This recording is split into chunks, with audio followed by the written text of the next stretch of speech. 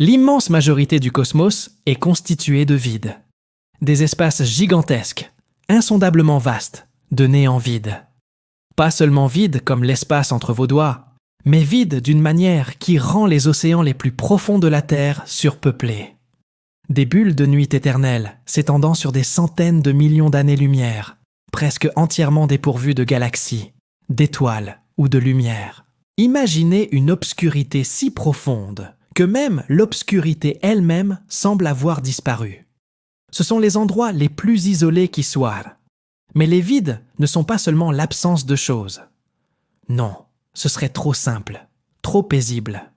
Les vides sont d'étranges mondes obscurs qui s'étendent, dérivent, entrent en collision et fusionnent les uns avec les autres. Ils sont vivants au sens cosmique du terme, agités, affamés et en expansion. À l'intérieur, l'espace lui-même est violemment étiré, comme un élastique tiré jusqu'à son point de rupture. Et voici le plus étrange. Il est quasiment impossible d'y entrer. Ce ne sont pas de simples trous, ce sont des forteresses de néant. En clair, les vides sont étranges et effrayants. Mais ils sont aussi les architectes de tout ce que nous voyons. Ils sculptent l'univers tout entier et peuvent, en fin de compte, décider de son destin. Chaque amas de galaxies, chaque filament d'étoiles, chaque nébuleuse lumineuse n'existe que parce que des vides les ont repoussés. Aujourd'hui, nous connaissons plus de 8000 vides et supervides, et nous continuons d'en découvrir.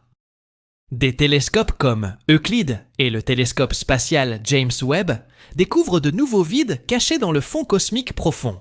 Quelle que soit la taille d'un amas ou d'un superamas de galaxies, il semble toujours y avoir un vide encore plus vaste qui rôde à proximité.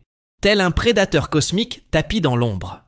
Sautez de la falaise cosmique et plongez au cœur du néant cosmique. Vous vous éloignez de la Terre à une vitesse des milliers de fois supérieure à celle de la lumière. Vous sentez l'adrénaline ? Probablement pas, car dans le vide spatial, il n'y a ni vent, ni son, ni sensation de mouvement. Seul le silence terrifiant du départ. Vous abandonnez notre système solaire. Le Soleil se réduit à un point minuscule, puis disparaît complètement. Jupiter, Saturne, leur lune, tout a disparu. Vous franchissez maintenant le nuage d'Oort, une coquille fantomatique de corps glacés, qui marque la limite de l'influence de notre Soleil. Et puis plus rien. L'espace interstellaire. Nous voyons maintenant la Voie lactée dans son intégralité, avec ses 200 milliards d'étoiles et ses dizaines de galaxies naines qui tournoient autour d'elle, comme des papillons de nuit, désorientés autour d'une flamme.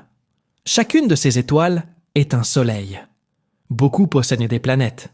Certains peuvent être en vie. Mais d'ici, ce ne sont plus qu'une douce lueur laiteuse. Les bras en spirale sont magnifiques, mais fragiles, comme un ouragan cosmique figé dans le temps. À 2,5 millions d'années-lumière de distance, sur une trajectoire de collision qui prendra fin dans environ 4,5 milliards d'années, se trouve la géante Andromède, une galaxie encore plus grande que la nôtre, avec son propre essaim de galaxies satellites qui la suivent comme des canetons. Dans le ciel nocturne d'une planète située à l'intérieur d'Andromède, la Voie lactée apparaîtrait comme une faible tache, facilement négligée. Mais les deux tombent, l'un vers l'autre, attirés par une corde invisible de gravité, à laquelle aucun ne peut échapper. Nous nous déplaçons désormais 1 million de fois plus vite que la lumière. Oui, nous enfreignons les lois de la physique, mais il s'agit d'une expérience de pensée. Alors, patientez. Nous apercevons le groupe local, plus de 50 galaxies liées par la gravité, des rivières de gaz et des structures invisibles de matière noire. La matière noire est véritablement invisible. Nous ne pouvons pas le voir, mais nous savons qu'il est là, car sans lui, ces galaxies se sépareraient. C'est comme le squelette caché d'un fantôme. Voici notre petit coin d'univers, d'un diamètre de 10 millions d'années-lumière. Aucun être humain ne le quittera jamais. Pas avec aucune technologie imaginable. Pas avec des moteurs à distorsion, des trous de verre ou des vaisseaux générationnels. Les distances sont tout simplement trop vastes et l'expansion de l'univers est trop rapide. Sauf vous, apparemment. Vous êtes l'exception. Alors que nous nous éloignons encore plus vite, maintenant des millions de fois la vitesse de la lumière, nous apercevons le superamas de la Vierge. Un mur colossal de plus de 2000 galaxies, s'étendant sur environ 100 millions d'années-lumière. Chaque galaxie est une cité d'étoiles. Chaque étoile raconte une histoire. Et pourtant, vu de cette hauteur, ce ne sont que des grains de sable sur une plage infinie.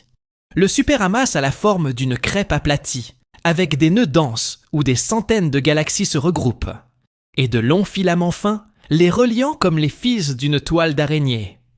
Attention maintenant.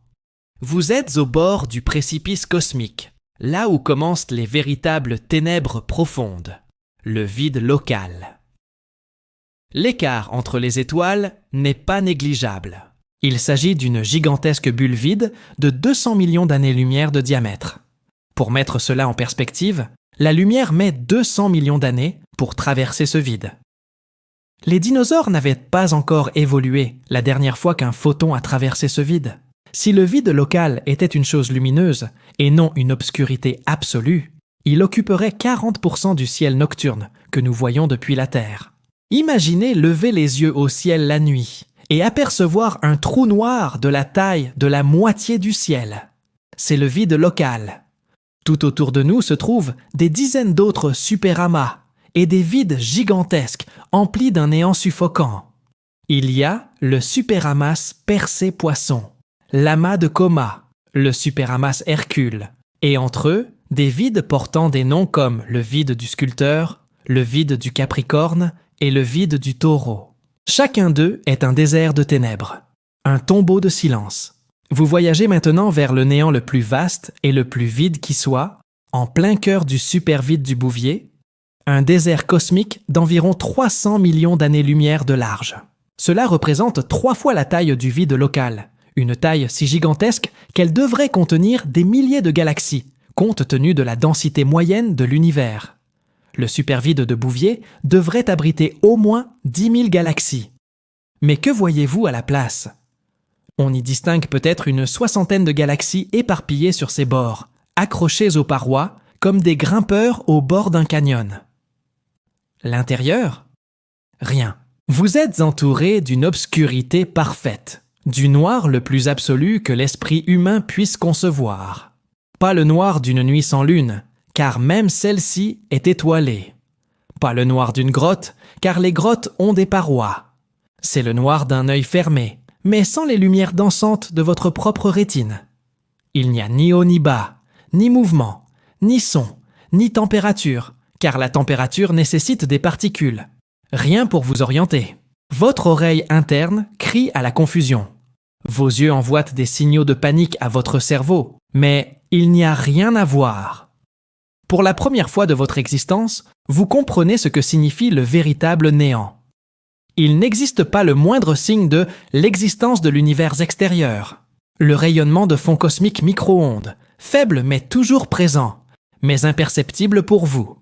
L'attraction gravitationnelle des galaxies lointaines, trop faible pour être perceptible. Vous êtes seul, complètement, totalement, éternellement seul. C'est une prison dont on ne peut s'échapper. Non pas à cause des barreaux ou des murs, mais parce qu'il n'y a aucune issue. Quelle que soit la direction, c'est la même chose. Chaque chemin mène à plus de néant. Et il ne s'agit pas d'un coin exotique du cosmos. Il ne s'agit pas d'un accident naturel exceptionnel. C'est ainsi que l'immense majorité de l'univers apparaît aux yeux humains. Une obscurité silencieuse et sans mouvement, partout, pour toujours. Bien qu'il y ait quelque chose de mystérieux caché dans l'obscurité, de faibles filaments de matière noire pénétrant dans le vide comme du lichen cosmique poussant sur la pierre tombale. Si vous aviez un appareil photo magique capable de détecter la lentille gravitationnelle de la matière noire, vous verriez de pâles filaments fantomatiques s'étendre vers l'intérieur depuis les parois. Ce sont les doigts de la toile cosmique qui s'étendent dans l'abîme, un écho miniature de la forêt beaucoup plus vaste de filaments de matière noire qui forment l'échafaudage des galaxies et des amas de galaxies en dehors du vide. À l'extérieur, ces filaments sont épais et brillants, constellés de galaxies. Ici, elles sont fines, presque brisées, comme les dernières racines d'un arbre mourant. Et à leur extrémité, On aperçoit de faibles points bleutés dans l'océan des ténèbres, des galaxies vides. Ce sont les lucioles les plus solitaires, incapables d'illuminer la nuit. Ce sont les galaxies les plus rares que nous connaissions, très isolées, très solitaires. Une galaxie vide typique peut se situer à des centaines de millions d'années-lumière de sa plus proche voisine. Dans notre Voie lactée, la galaxie la plus proche de nous est Andromède, située à seulement 2,5 millions d'années-lumière. C'est une courte marche comparée à l'isolement d'une galaxie vide. Imaginez vivre sur une planète dans une galaxie vide. Votre ciel nocturne serait presque entièrement noir. Pas de bande de la Voie lactée, pas de nuages de Magellan. Peut-être une ou deux légères traces, à peine visibles à l'œil nu. Et c'est tout, pendant des milliards d'années. Avant de pouvoir scruter les profondeurs de l'espace, les astronomes pensaient que nous vivions dans un cosmos uniforme, avec des galaxies réparties de façon homogène. Cette idée était appelée le principe cosmologique, selon lequel, à grande échelle, l'univers apparaît identique partout. Mais nous avons découvert que les galaxies, le gaz cosmique et la matière noire, étaient organisées en une vaste toile cosmique, un motif récurrent de feuilles et de filaments organisés autour d'énormes espaces vides, se rejoignant en nœuds denses avec des amas et des superamas de galaxies. L'univers n'est pas une soupe homogène, c'est une mousse, une éponge, un labyrinthe de lumière et d'ombre. Mais cette structure n'est pas statique. Cela semble tout simplement dû aux distances incroyablement vastes qui séparent les galaxies. En réalité, les galaxies filent à travers l'espace à des vitesses de millions de kilomètres par heure. Elles sont sur des trajectoires de collision, orbitant l'une autour de l'autre, se déplaçant vers le centre de plus grands amas de galaxies situés à des millions d'années-lumière. La Voie lactée se déplace vers le Grand Attracteur, une mystérieuse concentration de masse située à environ 150 millions d'années-lumière, à une vitesse de 600 km par seconde. Et pourtant, malgré tout ce mouvement, les galaxies semblent toujours rester collées au bord des vides, comme des reflets de lumière sur des bulles de savon, ce qui est plutôt étrange. Si leur dynamique est telle, une galaxie ne devrait-elle pas occasionnellement filer dans le vide comme une balle qui roule dans une vallée? On pourrait le croire. Mais non. En fait, les vides sont extrêmement difficiles à pénétrer pour les galaxies depuis l'extérieur, du moins naturellement, car la gravité devient étrange à leur bord, et encore plus étrange plus profondément à l'intérieur. Si vous n'y connaissiez rien, vous pourriez croire que les vides recrachent tout ce qui tente d'y pénétrer, repoussant les galaxies jusqu'à leurs limites, comme un videur cosmique. Le principe de la gravité est le suivant. Tout ce qui possède une masse dans l'univers attire tout autre objet possédant une masse. C'est la loi de Newton, la relativité générale d'Einstein, le fondement de la cosmologie. Et comme il n'y a pratiquement pas de masse à l'intérieur de un vide, le réseau cosmique de superamas de galaxies, à leurs limites, attire des objets hors des vides. C'est comme si 1 million de personnes à l'extérieur d'un cercle tiraient toutes sur une corde, et que seules quelques personnes à l'intérieur tiraient en sens inverse. L'extérieur l'emporte. Plus un vide est profond, plus la gravité attire fortement ce qui reste. C'est vraiment comme un bras de fer où l'un des camps ne fait même pas d'effort. Avec le temps, les vides ne font que se vider davantage, tandis que les parois et les nœuds qui les entourent deviennent plus denses et plus lumineux. Les galaxies sont lentement vidées des vides, comme l'eau qu'on aspire d'une éponge. Les vides deviennent plus secs, plus sombres, plus absolus. Serait-il difficile de voler dans un vide cosmique à bord d'un vaisseau spatial? Eh bien, pas techniquement. Le plus difficile est d'échapper à la gravité de sa galaxie d'origine. Une fois dans l'espace intergalactique, rien ne vous empêche de pointer votre vaisseau vers le centre du vide et de mettre vos moteurs en marche. Vous y arriveriez finalement. Cela prendrait des milliards d'années. Mais cela n'a pas beaucoup de sens non plus, car que voulez-vous bien visiter dans le vide? Il n'y a rien. Pas de planète, pas d'étoiles, pas de nuages de gaz, juste un vide froid, silencieux et infini. Il est logique de voler dans le vide si l'on veut se cacher, vraiment se cacher. Non pas d'une autre civilisation, mais de l'univers lui-même. Mais quelle horreur cosmique serait suffisamment terrifiante pour qu'une civilisation tente de s'échapper dans un vide cosmique? peut-être la mort de toutes les étoiles, peut-être une explosion de rayons gamma qui stérilise des amas galactiques entiers, peut-être un trou noir supermassif qui dévore tout sur son passage, ou peut-être tout simplement la conscience que l'univers est en train de mourir et que le seul moyen de survivre un peu plus longtemps est de se réfugier dans le coin le plus profond, le plus sombre et le plus silencieux de l'existence. Les galaxies situées dans des régions denses en amas, comme notre Voie lactée, sont très actives. La gravité de leurs voisins les attire et les tire. Ils entrent en collision et fusionnent. La Voie lactée et Andromède fusionneront dans environ 4,5 milliards d'années, formant une galaxie elliptique géante surnommée Milcroméda. Lors de cette collision, les étoiles seront projetées, les nuages de gaz se comprimeront, et de nouvelles vagues de formation d'étoiles s'allumeront. Ce sera glorieux et violent. Mais les galaxies vides sont tellement isolées qu'elles vieillissent au ralenti. Les galaxies vides ont tendance à être plus petites, plus bleues et pleines de gaz. Elles donnent naissance à de nouvelles étoiles plus lentement et plus calmement que leurs homologues dans les amas denses. Dans une galaxie d'amas typique, la formation d'étoiles est souvent déclenchée ou interrompue par des interactions avec d'autres galaxies. Dans une galaxie vide, rien de tout cela ne se produit.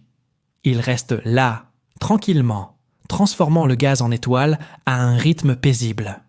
Ils sont l'équivalent cosmique d'un ermite vivant dans une grotte, lisant le même livre pendant 1000 ans. Les galaxies vides pourraient donc être les derniers endroits habitables de notre univers mourant. À mesure que l'univers vieillit et s'étend, la formation d'étoiles ralentira partout, mais elle ralentira le plus lentement dans les vides cosmiques. La dernière étoile de l'univers naîtra probablement ici, une petite naine rouge peu lumineuse, dans une galaxie vide et isolée, entourée de ténèbres. Cette étoile brillera pendant des billions d'années, bien après que toutes les autres étoiles se soient éteintes. Alors peut-être que dans environ 100 billions d'années, une race extraterrestre désespérée entreprendra un voyage impossible pour prolonger un peu plus son existence au sein d'une galaxie vide. Ils quitteront leur amas mourant, traverseront de vastes océans de néant et s'installeront sur une planète froide et sombre, orbitant autour d'une étoile mourante. Ils lèveront les yeux vers un ciel où il n'y aura d'autres étoiles que les leurs. Et ils sauront qu'ils sont les derniers êtres intelligents de l'univers observable. Il y a encore une chose qui fait des vides des lieux uniques. L'énergie sombre, cette force mystérieuse qui, selon la plupart des scientifiques, accélère l'expansion de l'univers et finira par provoquer sa disparition. L'énergie sombre ne ressemble à rien de ce que nous connaissons. Il ne forme pas de grumeaux. Il ne se décompose pas. Il semblerait que ce soit une propriété de l'espace lui-même. Chaque centimètre cube d'espace vide contient une infime quantité d'énergie répulsive qui repousse les objets. Nous ne pouvons pas observer l'action de l'énergie sombre à l'intérieur de notre galaxie ou au sein des amas de galaxies, car trop de matière attire les objets les uns vers les autres par la gravité.